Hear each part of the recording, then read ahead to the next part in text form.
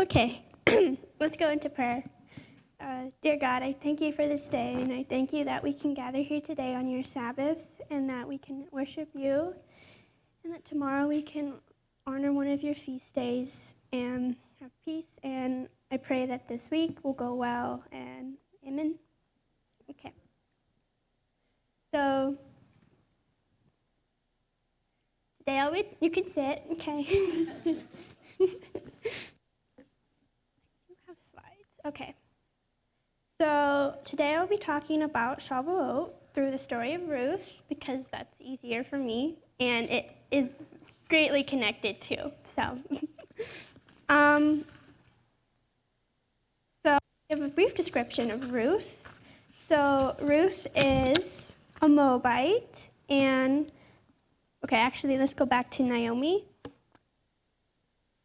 So there was a famine or scarcity of food in Bethlehem. So Elimelech took his wife and his 2 sons to sojourn, and there they went to Moab. And there in Moab, Elimelech dies, excuse my pronunciation, and the 2 sons, leaving Naomi and Orpah and Ruth, all widows. No? Widowers. One of the 2. Widows, yes. So it leaves them all widows in Moab. And they lived there for 10 years. And then after that, Naomi hears Yahweh has visited his people, giving them land and their bread, meaning that Bethlehem no longer has a famine. And she's like, I'm ready to go back home. And Ruth and Orpah are like, don't leave us. And then she's like, I have to. And then Orpah's like, okay. And then Ruth is like, no. Like, you are,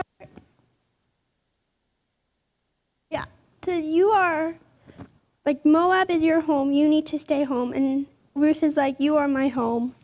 And she's like, I want to go where you go. I think I have that. Yeah.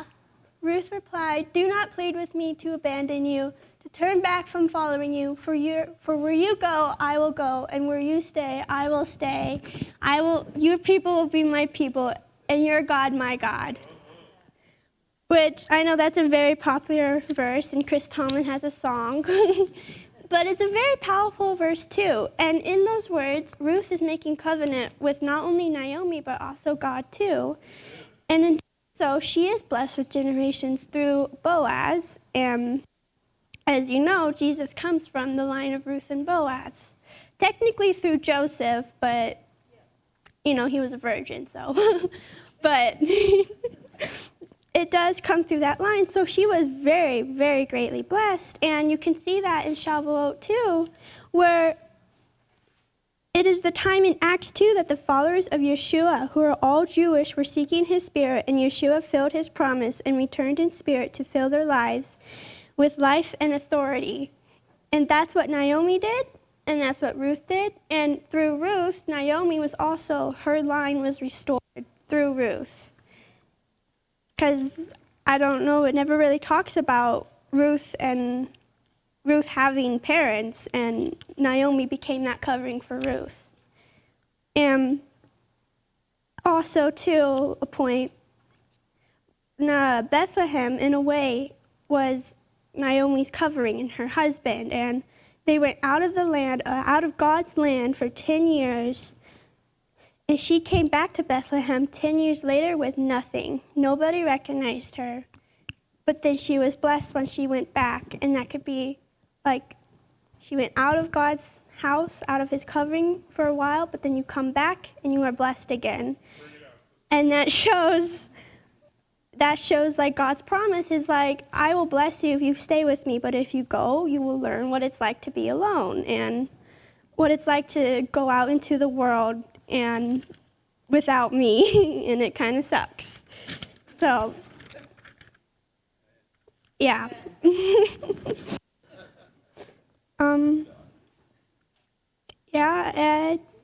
That's pretty much it. And it does correlate with Shavuot, because Shavuot is the first it's the grain harvest. It's the first of the fruits, and you have that with Boaz too in his field. and Ruth going there and picking up the first of the grain harvest, and that being blessed in that way of Boaz seeing her and picking her out, being like, that's my bride.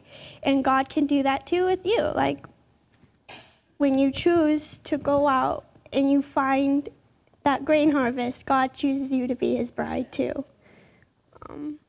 That's all.